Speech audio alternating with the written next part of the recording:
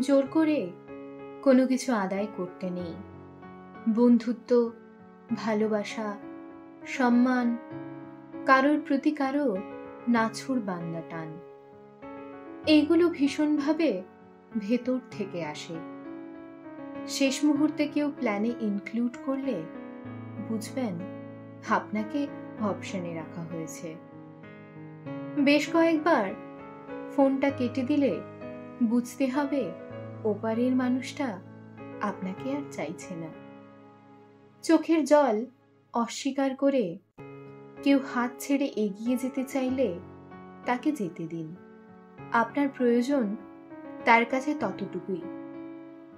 কেউ জন্মদিন ভুলে গেলে বুঝবেন সে মনেই রাখতে চায়নি। অসময়ে খোঁজ না নিলে জানবেন তার প্রায়োরিটি লিস্টে আপনার নামটাই নেই। আমাদের সবারই লিমিটেশনসগুলো বোঝা উচিত, ফেরত আসা অভ্যেস করা উচিত, হক চুকিয়ে থামতে জানা উচিত।